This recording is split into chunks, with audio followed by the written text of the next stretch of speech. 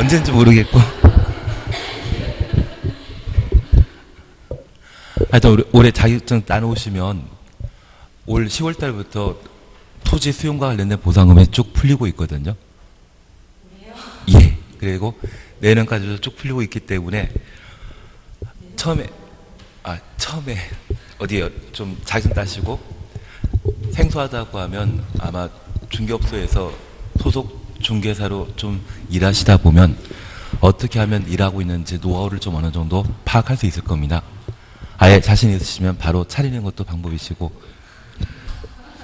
근데 신도시 같은 경우에는 차려놓으시면 그래도 한 2천, 3천 정도 매출은 나온다고 하더라고요. 사무실 유지비 한 300, 400 정도 들어가더라도 잘 운영해 나가시고 그 지역의 1등 업소가 되게 되면 그때는 좀 큰 돈 버실 수도 있지 않을까 싶습니다.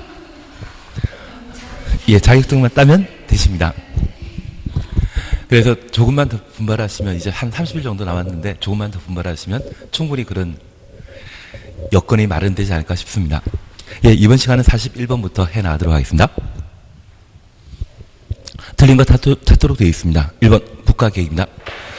여기 국가계획에서는 가장 중요한 게 세 번째 줄에 도시군 기본계획 내용 사항이나 도시군 관리계획으로 결정할 사항이 포함된 계획을 말한다.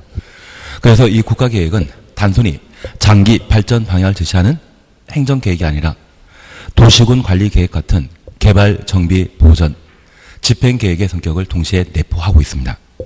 그래서 이번에 3기 신도시를 발표했는데 그 3기 신도시 발표와 관련되어서는 국가계획에 따른 것이고 그 3기 신도시 지정한 곳은 개발사업 한다 안 한다? 개발사업 할 겁니다. 그래서 이 국가계획은 단순히 방향 잡아주는 행정계획만이 아니라 어떤 계획의 성격도 가진다? 집행계획의 성격도 가진다라는 것 확인해 놓습니다. 이해되시겠습니까? 그리고 2번입니다. 시장 또는 군수는 광역도시계획 수립하거나 변경하려면 도지사의 승인 받도록 되어 있는데 특별히 시도지사가 수립한 경우에는 국토교통부 장관의 승인 받도록 되어 있습니다. 그리고 우리는 이 이와 관련되어 예외적 수립권자를 기억하시는데 3년이란 말 기억나십니다.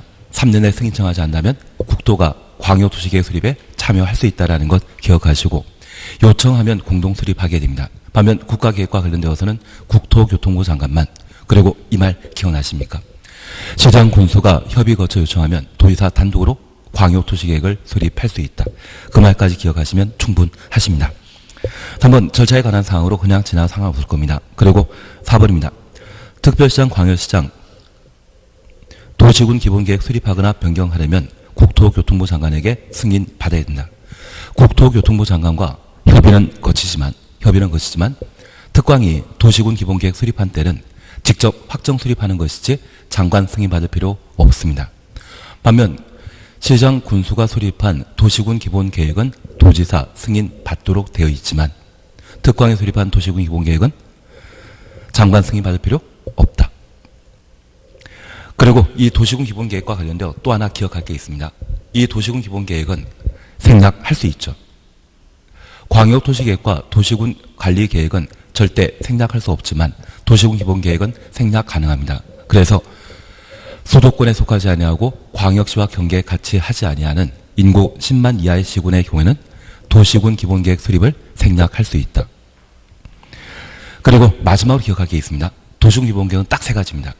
마지막 기억하실 것이 도시군 기본계획은 종합계획입니다. 그래서 이 도시군 기본계획은 종합계획으로 다양한 내용들을 도시군 기본계획에 담고 있는데 도시군 관리계획은 종합계획이다 아니다? 아니다. 그걸 기억해 주시는 게 필요합니다. 그리고 5번입니다. 네 번째 줄에 차등을 두어 위반하여야 한다. 얘는 위반 기준에 관한 사항인데 만약 조속히란 말 나오면 동시에 수립할 수 있다. 동시에 위반할 수 있다. 차등이란 말 보게 되면 위반하여야 한다. 그래서 답을 4번을 하시면 됩니다. 42번입니다. 답은 5번입니다. 대신 얘는 패턴으로 항상 기억해 주셔야 됩니다. 만약 얘가 시험에 나오게 되면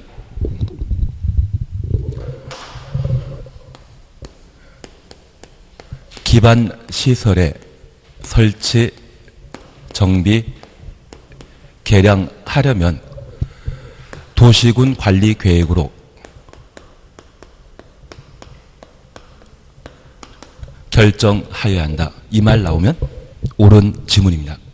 다만 이 기반 시설 대신 지금처럼 주차장이나 자동차 건설, 기계 금사실, 방송 통지시설, 저수지 이런 말 나오게 되면 설치 정비 개량하는 때 도시군 관리 계획으로 결정해야 한다. 이 말 나오면 틀립니다. 기반 시설이라고 하는 표현 나왔을 때는 이게 옳은 지문이지만 기반시설의 구체적 종류, 대상을 설치, 정비, 개량하는 때 도시군 관리 계획으로 결정해야 한다. 이 말 나오면 열의 9은 틀립니다. 지금 5번 같은 경우는 도시군 관리 계획으로 결정할 수 있는 대상이지만 도시군 관리 계획으로 결정할 수 있지만 통상 주차장을 도시군 관리 계획으로 결정한다. 이 말 나오면 무조건 틀린 것으로. 42호는 패턴으로만 이해하십시오. 제가 다시 한번 부탁드리는데 기반시설 설치 정비 개량을 도시군 관리 계획으로 결정한다. 이 말은 맞지만 주차장이나 학원이나 이런 구체적인 것들을 대상으로 하고 도시군 관리 계획으로 결정한다. 이 말 나왔을 때는 틀린 지문으로만 기억해 놓습니다. 42번은 틀려도 상관없습니다. 시험에 한 10년에 한 번, 20년에 한 번 나옵니다. 그래서 얘는 크게 신경 쓰지 마십시오. 43번입니다. 다른 법률에 따라 지정 고시된 다음 단지, 지구, 구역 등이 이 법에 따른 도시적으로 결정 고시된 것으로 의제되는 것 찾도록 되어 있습니다. 전산택 기억난다? 3회 81페이지 보시면 됩니다. 3회 81페이지. 전산택 기억난다. 전원개발사업구역과 국가, 일반, 도시첨단산업단지, 택지개발지구, 지정 고시되면 도시적으로 결정 고시된 곳으로 의제하게 됩니다. 답이 3번입니다. 그런데 1번에 항만구역 또는 어항구역이라는 말 나오게 되면 뒤에는 항상 도시지역에 연접한 공유 수면이란 말이 나와줘야 됩니다. 그래서 1번, 2번은 관리지역 그리고 농림지역에 연접한 공유 수면 나왔기 때문에 1번, 2번 틀린 것이고 그리고 3번입니다. 두 번째 줄에 농공단지와 준산업단지는 의제 대상 아니죠. 국가산업단지, 일반산업단지, 도시첨단산업단지 세 가지만 의제되는 것이고 농공단지나 준산업단지가 지정 고시되면 도시적으로 의제하는 것 아닙니다. 그리고 5번입니다. 소력발전소 포함한다, 제외시킨다. 제외시킵니다. 만약 소력발전소가 만들어지게 되면 얘는 물을 가두고 있는데 그 물을 수자원이라 표현하게 됩니다. 수자원을 보호하기 위해 지정하는 용도지역은 농림지역입니다. 그래서 5번은 해당사항 없습니다. 답을 4번으로. 대신 우리 이것 하나 기억하고 계셔야 됩니다. 항만구역, 어한구역과 전산택이 지정 고시되면 도시지역으로 결정 고시된 것으로 의제하게 됩니다. 그런데 이 전산택이 지정되었다가 개발 사업이 모두 완료되게 되면 해제되는 경우가 있고 그 사업이 무산되는 경우가 있습니다. 그래서 해제되게 되면 원칙적으로 종전 용도 지역으로 환원되도록 되어 있는데 이 해제 원인이 공사 완료되어 해제되었다면 환원된다, 안 된다? 안 됩니다. 그리고 두 번째 우리 기억하실 것이 있습니다. 우리가 함께 공부하시면서 관리지역에 농지법에 의한 농업진흥지역이 지정 고시되거나 산지관리법에 의한 보전산지가 지정 고시되게 되면 첫 번째 경우는 농림지역으로 결정 고시된 것으로 의제하고 두 번째 경우는 농림지역 또는 자연환경보전지역으로 결정 고시된 것으로 의제하게 됩니다. 만약 이 농업진흥지역이 해제되면 종전용도지역으로 환원된다? 이땐 환원 문제 없습니다. 여기 농업진흥지역은 개발 목적이다, 비개발 목적이다. 비개발 목적입니다. 뭔가 사업할 일도 없고 그 사업이 무산될 일도 없습니다. 그래서 만약 관리지역에 농업진흥지역이 지정 해제되었을 때 종전 용도지역으로 환원된다. 이 말 나오면 그 말은 말도 안 되는 겁니다. 바로 틀린 겁니다. 현재 환원에 관한 문제는 어디에만 있다? 전산택, 항만구역, 어항구역일 때만 개발사업을 목적으로 지정한 곳이고 그 개발사업이 무산되었을 때 지정 해제되게 되면 종전 용도지역으로 환원될 수 있겠지만 얘는 환원에 관한 문제 있다 없다? 없다. 그렇게만 구분해 놓습니다. 이해는 되시겠습니까? 그래서 만약 관리지역의 농업진흥지역이 지정 해제되면 종전 용도지역으로 환원된다. 이 말 나오면 법에 없는 규정입니다. 그러면 농업진흥지역과 전산택은 서로 차이 나죠. 전산택은 개발 목적으로 지정하는 곳이고 농업진흥지역이나 모전산지는 개발 목적이다, 비개발 목적이다.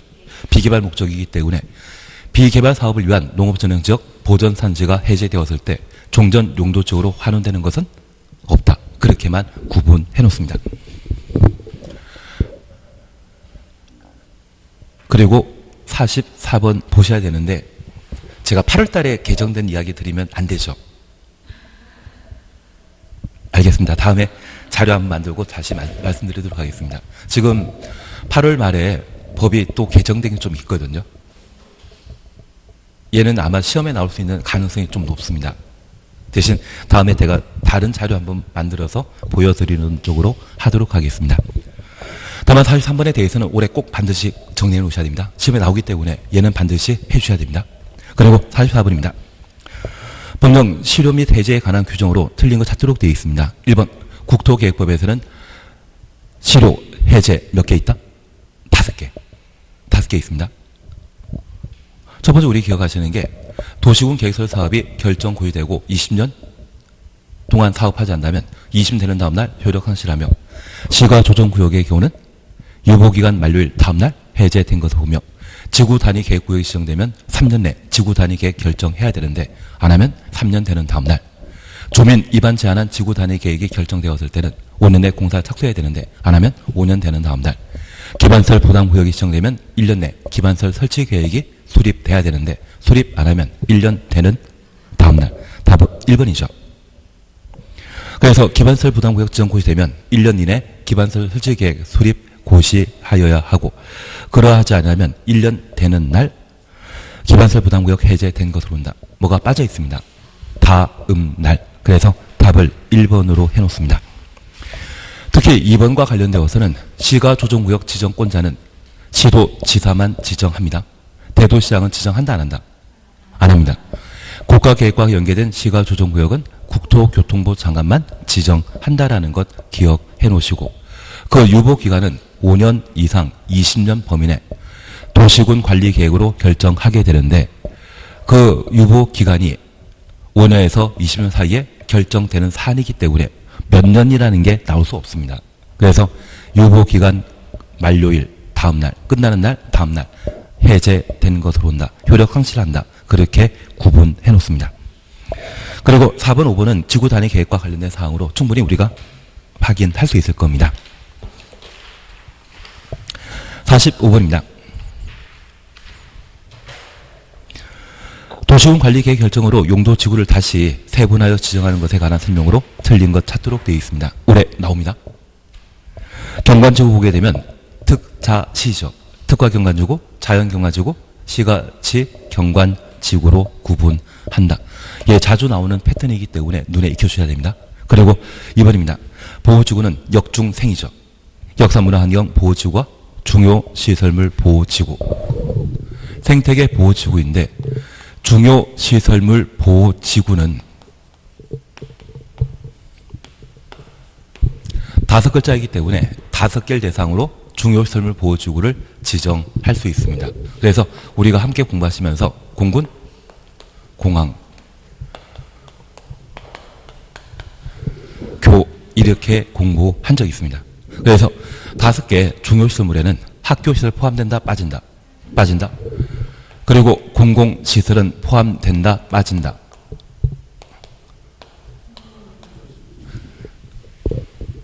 공공시설은 공공용 시설, 누구나 불특정 다수인 누구나 사용할 수 있는 시설을 공공용 시설이라 하고, 우리 세종시에는 호수공원 큰 거 있지 않습니까? 국내 최대 규모라고 하던데 가보셨습니까? 저는 그런 문화재 혜택도 못 누리고 있습니다. 다만 그렇게 불특정다수가 함께 사용할 수 있는 시설을 뭐란다? 공공용 시설. 얘를 공공시설이라 표현하고, 얘는 중요시설물 보호지구의 지정 대상 아닙니다. 대신 정부 종합청사에 있다면 걔는 뭐라 한다? 공용시설. 걔는 지정 대상입니다. 그래서 우리 공항, 군사 및 교정시설, 공용시설, 항만시설 5가지가 중요시설물 보호지구 지정 대상입니다. 만약 시험에 학교와 공용시설 거론하고 있으면 걔는 맞다 드립니다. 어차피 이 패턴도 과거 기출문제 출제된 적이 있고 작년에 법이 개정된 상태이기 때문에 한번 시험에 낼 만도 할 겁니다. 그래서 중요시설물 보호지구 지정 대상 무엇인지 찾으라고 하면 한번 구분해 주시는 것도 필요합니다. 그래서 공군 공항교입니다. 공군 공항교 5가지가 중요시설물 보호지구의 지정 대상이다. 그리고 3번입니다. 개발진흥지구와 관련되어서는 주산관이죠. 그래서 주거개발진흥지구, 산업개발진흥지구, 관광휴양개발진흥지구 이 3가지 중에 둘 이상을 함께하면 복합개발진흥지구이고 이 3가지 배제하고 개발하게 되면 특정개발진흥지구가 되길 겁니다. 꼭 파악하셔야 됩니다. 그리고 얘는 작년에 행위자에 관한 사항을 시험에 낸 적이 있습니다. 우리가 함께 공부하시면서 용도 지역이건 용도 지구이건 용도 구역이건 관계없이 항상 공부하는 방법은 대상과 절차, 그리고 이런 지역, 지구, 구역을 각각 지정하게 되었을 때 그 지정 목적 달성하기 위한 공법상 규제를 뭐라 한다? 행위제한. 행위제한은 몇 개 있었습니까? 3개.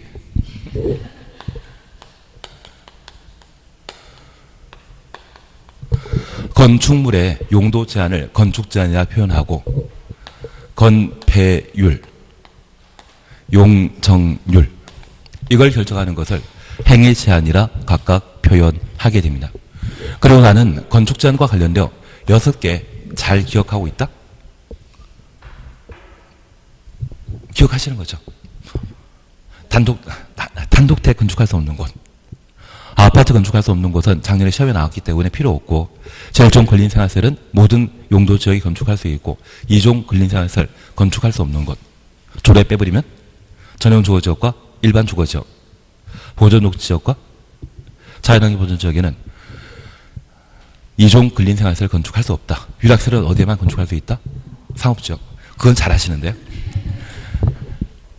그래서 우리도 세종시가 한 인구 100만 되면 꼭 나이트클럽을 세종시 하나 만들어 보는 것도 괜찮을 것 같습니다. 그런 꿈 꾸는 사람도 있습니다. 예, 그리고 숙박시설과 관련되어서는 상업지역과 준주거지역입니까? 준공업지역입니까? 준공업지역. 그리고 자연녹지역과 계획관리지역 딱 4곳에만 숙박시설 건축할 수 있다는 것 구분해 놓습니다. 다음번에 한번 보도록 하겠습니다. 그리고 제가 항상 부탁드리는 게 있었습니다. 학교 건축할 수 없는 곳은 전용 공업지역. 전용 학교 나왔는데 갑자기 위락실이 나오고 그런 상황입니다. 그래서 학교 건축할 수 없는 곳은 공기 나쁜 전용 공업지역에는 학교 건축할 수 없다. 묘지 관련 시설, 뭐 낙골당이 있거든요. 그러한 것들이 있다면 어디에 만들어야 된다? 녹관농장. 만약 주상공에 만든다고 하면 그거 말도 안 되는 겁니다. 그런 것들로 해서 총 6가지를 항상 기억해 주는 게 필요합니다. 작년 나왔고 자주 시험에 나오는 것이기 때문에 건축제한은 반드시 해줘야 됩니다. 그리고 29회 때는 건폐율에 관한 사항을 시험에 낸 적이 있습니다. 그리고 30회 때는 뭐가 나와야 된다? 건축제한 또는 용적률 시험에 나와줘야 됩니다.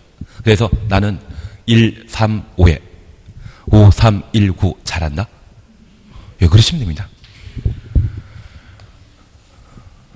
나중에 제가 추가할 게 하나 있을 겁니다.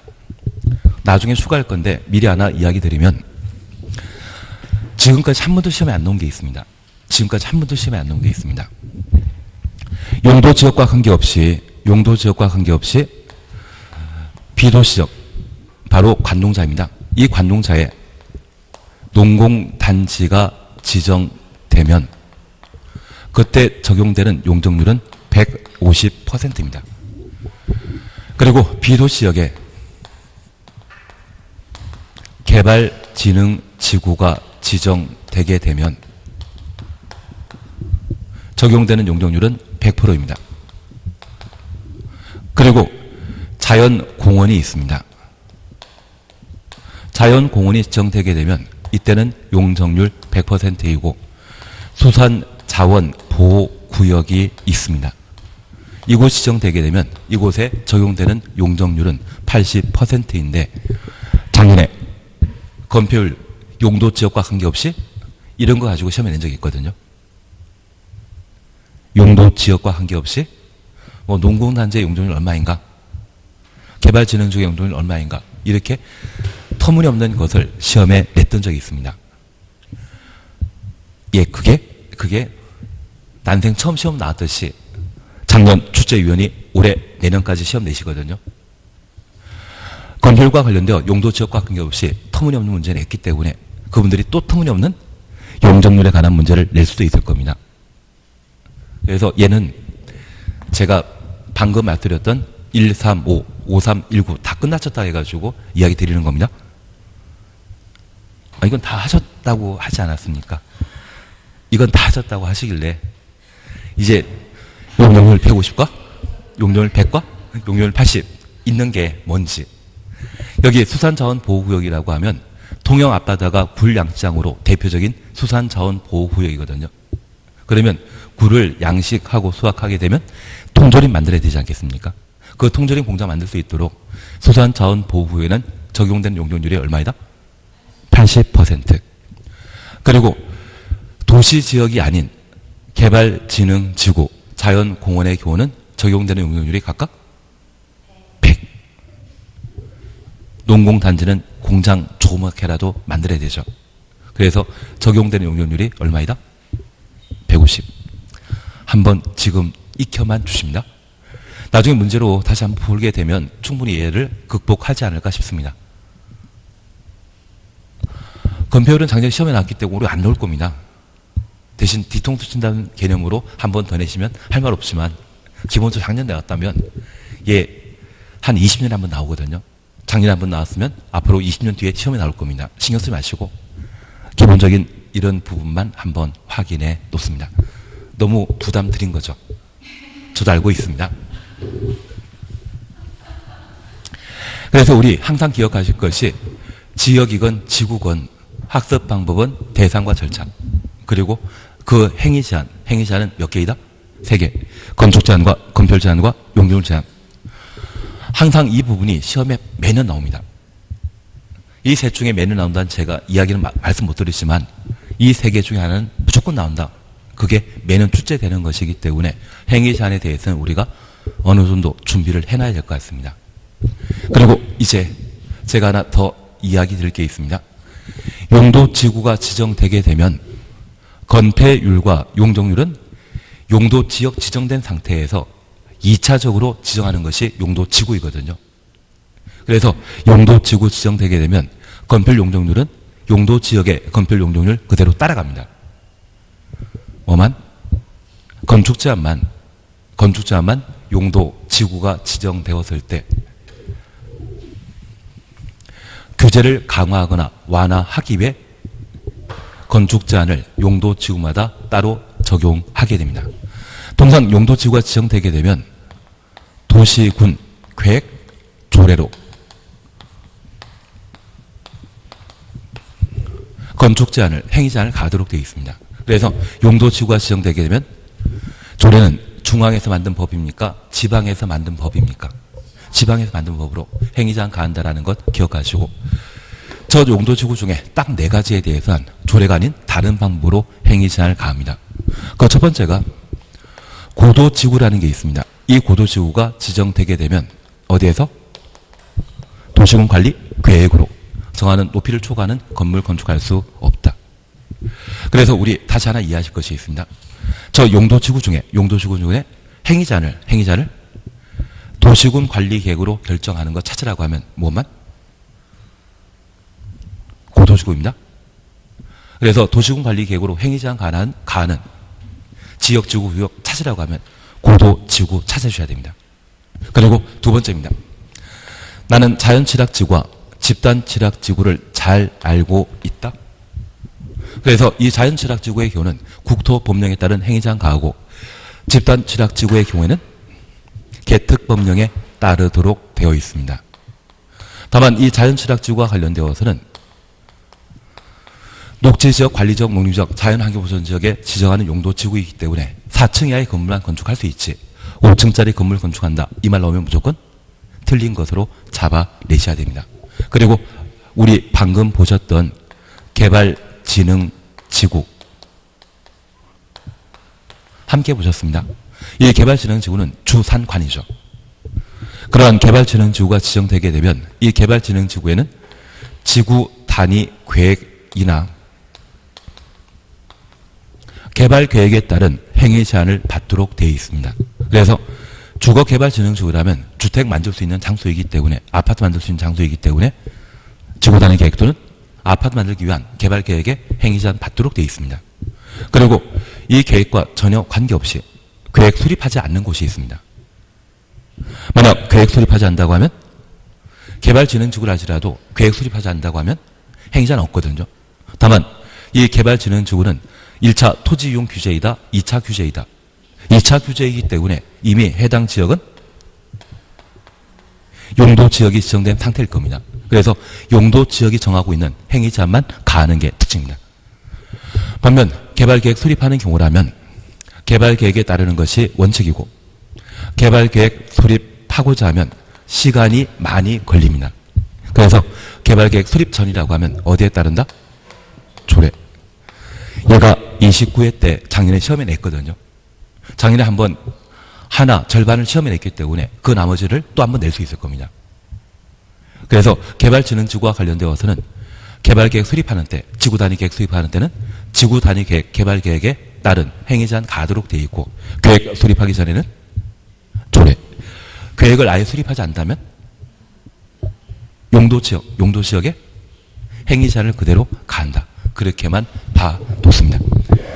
그래서 우리 3번 개발진흥지구와 관련되어서는 주산관, 복합 특정개발진흥지구로 5가지 세분한다는 것 다시 한번 확인해 놓습니다. 그리고 4번 방제지구는 자시죠. 자연방제지구와 시가지 방제지구로 구분하고 취락지구는 자연취락지구와 집단취락지구로. 그래서 5번 틀린 겁니다. 그리고 고도지구에 대해서는 세분한다 안 한다? 안 합니다. 고도지구는 그냥 고도지구 하나밖에 없습니다. 그래서 답을 5번으로 해놓습니다. 그래서 이 45번 이런 패턴이 올해 나올 겁니다. 대상 절차 행위 제한 중에 올해 패턴 나올 게 있다면 바로 대상 이거 가지고 시험에 낼 겁니다. 46번입니다. 도시군 계획설 결정 해제 권고에 관한 설명으로 가로 속에 들어갈 내용으로 옳은 것 찾도록 되어 있습니다. 특별시장, 광역시장, 시장, 군수는 도시군 계획설 결정 고시부터 기억 10년입니다. 지날 때까지 해당 시설 설치에 대한 도시군 계획시설 사업이 시행되지 아니한 도시군 계획설에 대해 매년 지방의회 보고하여야 하고 보고받은 지방의회는 장기 미집행 도시군 계획설에 대해 지방자치단체장에게 해제 권고할 수 있고 해제 권고받은 시장군수는 도지사가 결정한 도시군 관리계획 해제 필요한 경우 도지사에게 도지사 결정했다고 하면 해제도 결정권자 할 수밖에 없지 않습니까? 그래서 도지사에게 해제 신청하여야 하고 해제 신청받은 도지사는 특별한 사유 없으면 신청받은 날부터 1년 이내 해제에 위한 도시군 관리계획 결정하여야 합니다. 그래서 답을 1번으로 해놓습니다. 다만 제가 부탁드릴 게 있습니다. 우리가 도시군 계획설 사업과 관련되어 도시군 관리 계획으로 결정 고시하면 도시군 계획설 사업이 도시군 관리 계획으로 결정 고시되게 되면 흰자 노른자 분리한 지단 만들어야 되죠. 지정도면 작성 고시는 즉시 단개별 집행 계획은 도시군 계획설 결정 고시일부터 3개월. 그리고 이 단개별 집행 계획을 수립하는 자는 결정권자이다, 입안권자이다. 입안권자. 그리고 이 단계별 집행계획 수립할 때 거치는 절차는 얘는 돈과 관계된 재정계획이기 때문에 측량이라고 하는 기초조사 한다 안 한다? 안 합니다. 그리고 이 단계별 집행계획은 도시군 개설 사업 시행 시기에 관한 문제이거든요. 주민에게 의견 청취하게 되면 천천히 해달라 이야기하겠습니까? 빨리 해달라 하겠습니까? 다 빨리 해달라 하는 겁니다. 빨리 돈 받고 대토 받는 게 더 낫거든요. 그래서 주민 의견 청취 한다 안 한다? 안 합니다. 지방의회 의견 청취 이후 관계 행정기관과 협의하고 단계별 집행계획을 수립하게 됩니다. 다만 도시계획위원회 심의한다 안 한다? 도시계획위원회 심의는 대학 교수들이 모여있는 곳인데 그분들은 돈과 친하다, 돈과 관계없는 분이다. 돈과 관계없는 분입니다. 요즘이야 퇴직연금 받으셔가지고 괜찮으시지만 예전에 퇴직금을 일괄 수령하시게 되면 그 돈 먼저 본 사람이 임자라고 했던 적이 있거든요. 그래서 이 단계별 집행계획 수립과 관련되어서는 지방의회 의견 청취하고 뭐만? 협의 절차 거쳐 단계별 집행계획을 입안권자가 수립한다라는 것 확인해 놓습니다. 이런 방법으로 도시군 계획설 부지가 결정 고의되게 되면 이 도시군 계획설 부지에는 아무리 토지 강제 수용하기 전에 사유지를 할지라도 토지 소유자는 이 땅에는 건축물 건축과 공장을 설치할 수 없습니다.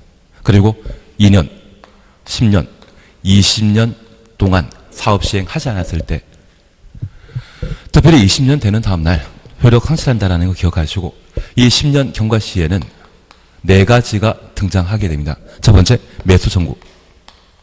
매년 시험에 나옵니다. 매수 청구와 관련되어서는 매년 시험에 나오기 때문에 기본적인 사항 파악해 주셔야 됩니다. 그리고 방금 보셨던 지방의회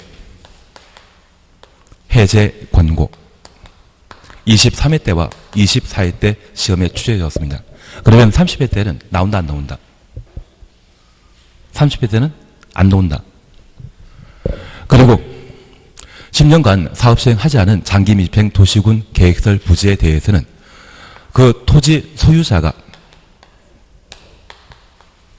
해제해달라 입안 신청할 수 있고 해제해달라 결정 신청할 수 있으며 해제해달라 국토교통부 장관에게 해제 심사 신청할 수 있습니다. 다만 작년에는 해제 입안에 관한 사항을 정답은 아니지만 오지순다에 등장한 적이 있거든요. 해제 입안 신청하게 되면 입안권자는 몇 개월 내 해제 여부 결정해서 통지한다? 3개월. 도시군 계획설 사업의 입안 시에는 기초조사, 주민의견청취, 지방의회 의견청취 3단계 절차를 거치기 때문에 해제 입안 신청받게 되면 몇 개월 내? 3개월 내 해제 여부 결정 통지하도록 되어 있습니다. 그리고 해제 결정 신청받았다면 몇 개월 이내 결정하고자 한다면 관계 행정기관과의 협의, 도시계획위원회 심의 2단계 절차 거쳐 결정하도록 되어 있거든요. 그래서 결정 여부에 대해서는 몇 개월? 2개월 내 통지하도록 되어 있습니다. 그러면 해제 심사 신청 결과 국토교통부 장관이 심각한 권리 침해라 생각해서 해제 권고할 수 있습니다. 해제 결정할 수 있거든요. 그러면 결정권자는 몇 개월 내 해제해야 한다? 2, 3은? 3, 2는? 역시 우리는 구구단을 잘 알고 있습니다. 3일은 6. 그래서 6개월 내 해제 결정하여야 한다. 그래서 우리 29회 때는 해제 입안 신청을 시험에 낸 적이 있기 때문에 그 처리 기간이 3개월이고 해제 결정 신청했다고 하면 처리 기간은 2개월이며 해제 심사 결과 해제하기로 결정했다고 하면 몇 개월? 6개월 내 해제하여야 한다. 그것 함께 보시는 게 올해 하실 일입니다. 그리고 네 번째 우리 봐주시는 것은 재정비입니다. 얘는 크게 신경 쓸 필요는 없을 겁니다. 다만 올해도 시험에 나오게 된다면 매수 청구와 토지 소유자의 해제 신청 등에 관한 사항을 각각 정리해 나가시는 게 필요합니다. 그래서 46번과 관련되어서는 한번 눈에 익혀주신다 생각하고 그중에 우리가 기억하실 것이 있다고 하면 시장 분수가 해제 결정 요청하면 도지사는 몇 년? 1년 내 해제해야 한다. 그걸 구분해 주시는 게 필요합니다. 지금 1년이라는 것 함께 보지 않으셨습니까? 그래서 도시군 계획설 사업이 10년간 사업 시행하지 않았을 때 4가지가 발생할 수 있다는 거 기억하시고 그 중에 하나를 문제에서 보셨지만 실제 우리 하실 것은 뭐 보자? 매수 청구와 토지 소유자 해제 입안 신청, 결정 신청, 해제 심사 신청 이 3가지를 한번 정리하시는 게 좀 더 필요할 겁니다. 47번입니다. 용적률 최대 한도가 가장 작은 지역부터 가장 큰 용도 지역 순으로 나열한 것 찾도록 되어 있습니다. 3번 잠깐 보십니다. 생산관리지역은 80. 예. 자연녹지지역과 생산녹지지역, 계획관리지역만 100. 자연녹지지역, 생산녹지지역, 계획관리지역만 100. 생산관리지역은 80입니다. 준공업지역은 34. 400%입니다. 준주거지역은 135. 500%이고 근린상업지역은 5319, 900. 유통상업지역은 5319, 1100. 답을 3번으로 해놓습니다. 나는 이 정도는 시근종 목표로 할 수 있다? 못하면 135에 5319 적어놓고 공업지역과 관련되어서 3429 녹관 농자와 관련되어서는 기본 80인데 딱 3개만 용적률 100이죠. 나는 용적률 잘 모르면 얘는 적어놓고 시험 보십시오. 대신 적어놨는데 얘가 어디에 접목되는지 모르시면 서로 마음 상합니다. 그것만 잘 주시면 됩니다. 48번입니다. 용도 지역별 건축물 건축 제한에 관한 설명으로 쓰인 것 찾도록 되어 있습니다. 1번입니다. 일반 음점 건축할 수 없는 용도 지역. 일반 음점은 술 판매하는 곳이거든요. 그래서 제1종, 2종 전용 주거지역, 보전 녹지지역, 보전 관리지역, 자연환경 보전지역, 농림지역, 생산 관리지역인데 최근 시험에는 조례 규정을 배제한다는 단서가 계속 달리고 있습니다. 만약 조례가 적용되지 않는다고 하면 일반 주거지역의 경우에도 2종 근린생활설인 일반 음점은 건축할 수 없습니다. 그래서 지금은 조례까지 모두 포함한 개념으로 파악해 놓습니다. 2번 유락시설 건축할 수 있는 장소는 통합지역만, 그리고 묘지 관련 시설, 봉안당 등을 말하는데 얘들은 녹관 농자에 만들 수 있죠. 조상공에 만든다, 못 만든다. 못 만든다. 그리고 아파트 건축할 수 있는 용도지역 찾도록 되어 있는데 작년에 시험에 나왔거든요. 올해 나온다, 안 나온다? 안 나온다. 대신 아파트는 기본적으로 알고 넘어가셔야 됩니다. 그래서 여기 나와 있는 것 꼭 한번 확인하시고, 우리가 항상 기억하실 것은 단독택을 건축할 수 없는 용도지역이 시끄러운 유통 상업지역과 공기 나쁜 전용 공업지역입니다. 단독택을 건축할 수 없는 이런 두 곳은 아파트도 당연히 건축할 수 없습니다. 그리고 공업지역 중에 일반 공업지역은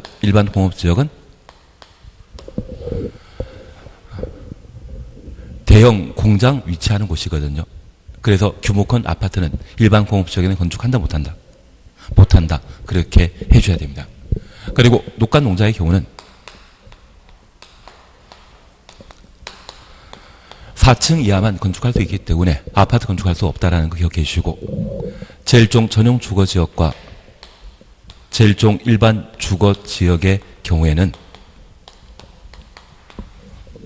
제1종 전용 주거지역은 단독택 중심의 양호한 주거환경 보호하는 곳으로서 공동택인 아파트 건축할 수 없고, 1종 일반 주거지역의 경우는 저층주택 4층 이하이죠. 아파트 건축할 수 없습니다. 그래서 얘를 29회 때 시험에 한번 출제한 적이 있기 때문에 올해는 나올 일 없겠지만 아파트 건축한다, 안 한다, 못한다, 그 정도는 기본적으로 파악해 놓고 계셔야 됩니다. 해결되신 걸로 알고 있겠습니다. 그리고 5번입니다. 단독택 건축할 수 없는 용도지역은 어디? 유통상업지역과 전용공업지역만. 단독택 건축할 수 없는 곳은 유통상업지역과 전용공업지역만. 그래서 농림지역, 자연환경보전지역 들어간 자체가 잘못된 것입니다. 나는 건축 제한 잘 알고 있다, 잘 모른다. 예, 잘 알고 있는 것으로. 예, 49번입니다. 지구 단위 계획 구역에 완화 적용될 수 있는 법 규정 아닌 거 찾도록 되어 있는데 답은 1번입니다. 얘는 이렇게만 잠깐 확인하고 지나가십니다. 얘도 한 10년에 한 번 나옵니다. 현재 지구 단위 계획과 관련되어서는 지구 단위 계획 구역이 결정 고시되면 3년 내 지구 단위 계획을 결정하고 고시하도록 되어 있습니다. 그리고 이 지구 단위 계획에는 반드시 포함되어야 될 필수 내용이 몇 개 있다?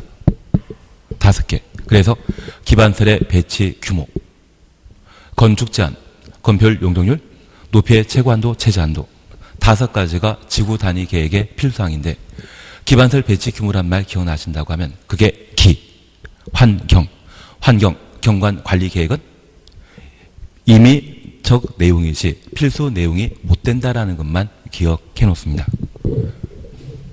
그리고 두 번째입니다. 이러한 지구 단위 계획이 수립되게 되면 그 규제를 각각 완화시킬 수 있는데 이 지구 단위 계획은 현재 도시 지역과 도시 지역 아닌 비도시 지역의 지구 단위 계획 구역을 각각 지정할 수 있습니다. 그 중에 먼저 기억하실 것이 있습니다. 현재 비도시 지역 중에 지구 단위 계획 구역으로 지정할 수 있는 용도 지역은 딱 하나입니다. 이해되셨습니다. 비도시 지역에는 계획관리지역, 생산관리지역, 보존관리지역, 농림지역, 자연환경 보존지역 5개 있는데 그 중에 특별한 것은 계획관리지역 하나입니다. 그리고 두 번째입니다. 비도시 지역에 지구 단위 계획 구역을 지정할 수 있는 용도 지구는 딱 하나 있습니다. 우리 취계, 특보, 경복고, 방방 그 9가지 용도 지구 중에 개발 목적으로 지정하는 것은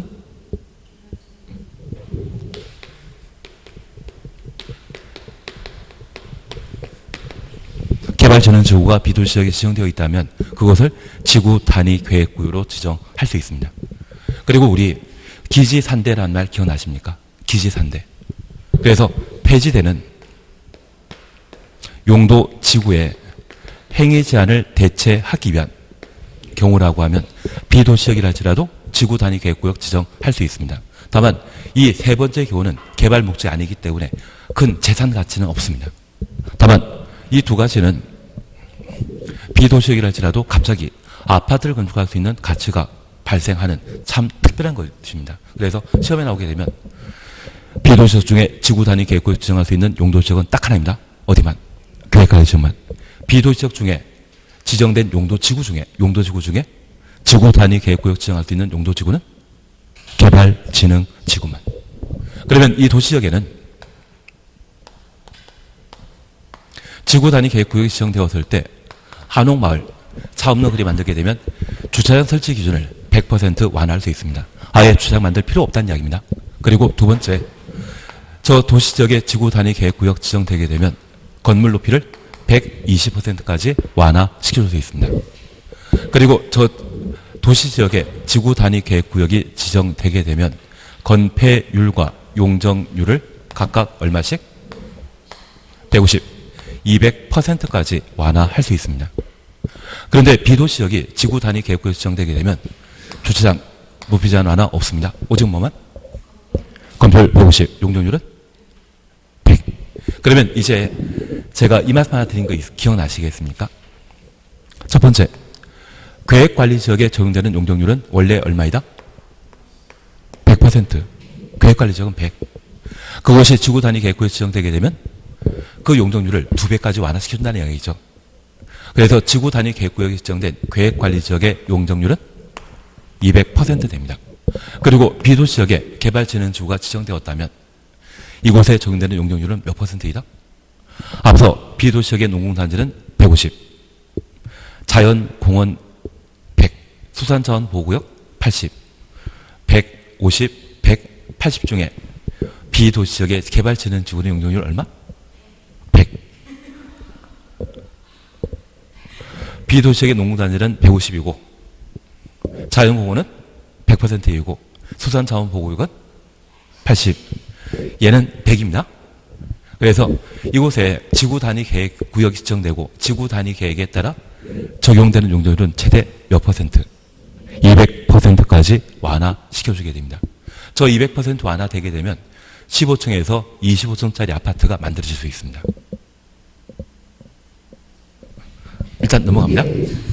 일단 넘어갑니다. 예, 그래서 제가 부탁드리고 싶은 것은 49번은 답이 1번인데 얘는 크게 신경 쓰지 마시고 만약 시험에 나오게 된다고 하면 도시 지역의 지구 단위 계획에 따라 완화시켜주는 것은 100 주차장, 120 높이 제한, 150 건폐율, 200%는 용적률. 대신 비도시 지역에는 주차장이나 높이 제한 완화한다 안 한다? 안 합니다. 비도시 지역 오직 뭐만? 건폐율과 용적률만 완화시켜준다. 그렇게만 한번 구분해 놓습니다. 그리고 제가 이것 하나 말씀드렸습니다. 비도시 지역의 지구 단위 계획구역 지정할 수 있는 용도 지역은 계획관리 지역만. 비도시 지역에 지정된 용도 지구 중에 지구 단위 계획구역으로 지정할 수 있는 곳은 개발진흥지구만. 쉬었다 하십니다. 더 하시.